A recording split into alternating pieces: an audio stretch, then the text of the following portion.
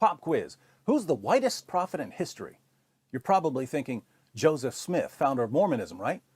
What if I told you there's a prophet out there who's so white, he makes Joseph Smith look like Malcolm X? He's so white, he makes a bowl of vanilla ice cream yell, "Get him out of here, he's blinding me!" He's so white, his 9-year-old child bride didn't need a nightlight. What if I also told you that this pale, pasty white prophet had black slaves and referred to Ethiopians as raisin heads? Would you call him a racist? Or would you give him yet another free pass because our expectations automatically drop to the floor whenever we discuss the Prophet of Islam?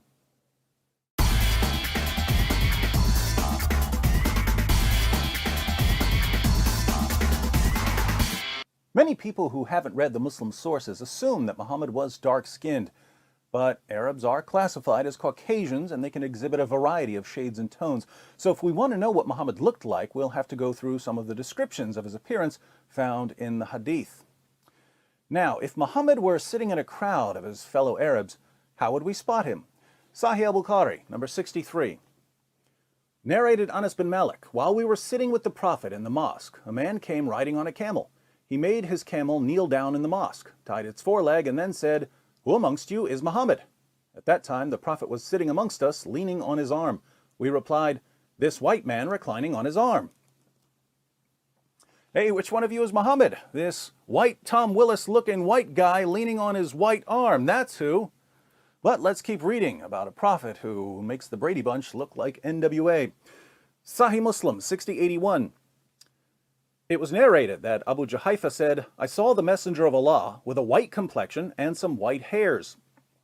White complexion with white hairs. Who knew that Anderson Cooper was a 7th century prophet? Sahih Muslim, 6071. It was narrated from Al-Jurairi from Abu at-Tufail. I said to him, "Did you see the messenger of Allah?" He said, "Yes, he was white, with an elegant face." This guy's so white, he makes Queen Elizabeth look like Queen Latifah. And the Muslim sources go out of their way to remind us how white Muhammad was. They tell us about the whiteness of his shins, and the whiteness of his thigh, and the whiteness of his leg, and the whiteness of his stomach, and the whiteness of his forearms, and the whiteness of his armpits, and the whiteness of his cheeks. Based on these descriptions, a friend of mine who's a police sketch artist was able to put together a drawing of Muhammad. Have you seen this man? Kind of blends in with the whiteness of the paper. On a side note, to all my jihadi viewers, I can't figure out if this counts as a cartoon of Muhammad or not, but I don't really care. So, Muhammad was whiter than a bowl of Cool Whip, but when he wasn't busy being scooped onto a slice of apple pie, he was setting an example for his followers by keeping a tight rein on all his black slaves. Sahih al-Bukhari, 7263. Narrated Umar, I went to the house of the Prophet, and behold, Allah's messenger was staying in a mashraba, and a black slave of Allah's messenger was at the top of its stairs. I said to him, "Tell the Prophet that here is Umar bin al-Khattab." Then he admitted me. Sahih Bukhari, 6161.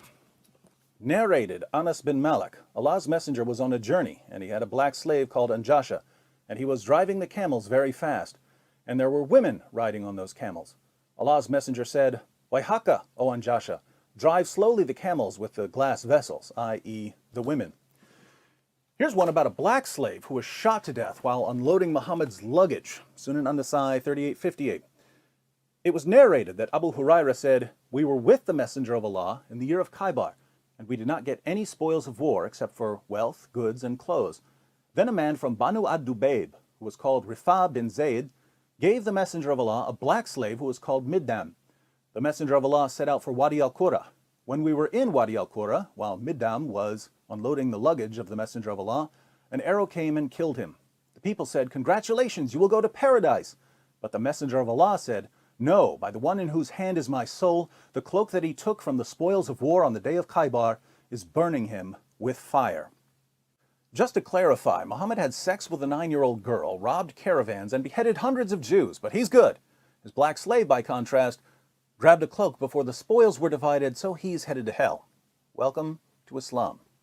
In Provisions of the Afterlife, pages 30 to 31, Ibn Qayyim al-Jawziyya lists 28 of Muhammad's male slaves and 12 of his female slaves. Some of these slaves were black, some were not. Muhammad renamed one of his black slaves Safina, which means ship. called his slave ship, because he would load up the slave like a ship and make him carry everything. Muhammad apparently thought that black slaves were worth less than Arab slaves, since he once traded 2 of his black slaves for an Arab slave he wanted to set free because the Arab slave had converted to Islam. We know that Muhammad had sex with his female slaves because he eventually got one of them pregnant.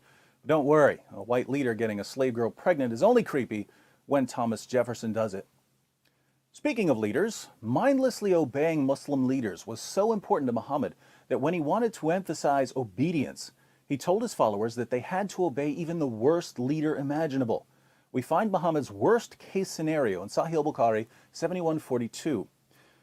Narrated Anas bin Malik, Allah's messenger said, "You should listen to and obey your imam, even if he was an Ethiopian slave whose head looks like a raisin." Muhammad gives a similar example in Sahih Muslim 3138, where he commands his followers to obey their leader, even if he's a black slave with missing limbs. So the worst possible leader of a community of Muslims, according to Muhammad, would be a black slave. For the sake of clarity, I should point out that women are excluded from the hierarchy of possible leaders. Muhammad said that a nation will never be successful with a woman as a leader. But it gets worse. Muhammad tells his followers what Satan looks like in Ibn Asaq, page 243. The apostle said, "Whoever wants to see Satan, let him look at Nabtal ibn al-Harith. He was a sturdy black man with long flowing hair, inflamed eyes, and dark ruddy cheeks." Which one of you is the prophet? This white guy. What does Satan look like? That black guy. Now, how did a religion that was inaugurated by a white prophet who had black slaves and referred to Ethiopians as raisin heads and said that Satan looks like a black man ever get the reputation it has among African American Muslims today? Well, here in the West, there's a general atmosphere of ignorance about Islam. People don't know even the most basic facts about Muhammad and the Quran, and this allows Muslim preachers to say whatever they want about Islam because no one's going to correct them. So if a Muslim preacher is talking to a woman who's interested in women's rights, Muhammad was a champion of women's rights. If he's talking to someone who has a high regard for science, the Quran is a scientific masterpiece filled with miraculous scientific insights that were only verified centuries later. If he's talking to someone who's concerned about racial justice, Islam is the religion that liberates slaves and establishes racial equality. Absolute nonsense, but people convert to Islam because they believe what they're told and don't bother reading the Muslim sources to see if the preacher's story checks out. Now, to those of you who've bought this mess, to those of you who believed the Muslim preacher when he said, "Hey, if you really want to stick it to whitey, you need to convert to Islam," the religion of a white man who bought, sold, and traded African slaves and whose followers institutionalized black African slavery centuries before Europeans joined in, and who continue enslaving black Africans even today. If you fell for this, I say, and I say it again, you've been had. You've been took. You've been hoodwinked, bamboozled, led astray, run amok. This is what these white prophets with black slaves do. But now that you've seen what the Muslim sources say, now that you know you've been deceived, you have a choice.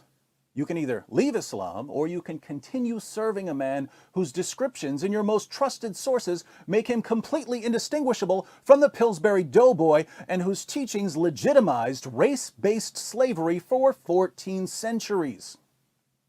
Just remember that if you continue honoring a slave trader who's about as dark as the cream filling of a Twinkie and who had black slaves and called Ethiopians raisin heads and said that Satan looks like a black man, you're not a freedom fighter or a social justice warrior or a champion of civil rights. You are the ultimate Uncle Tom. And in case you'd like to know how seriously they take Muhammad's whiteness in the Muslim world, I'll leave you with a quotation from Ash-Shifa, one of Islam's most popular and respected books on Muhammad's life and teachings.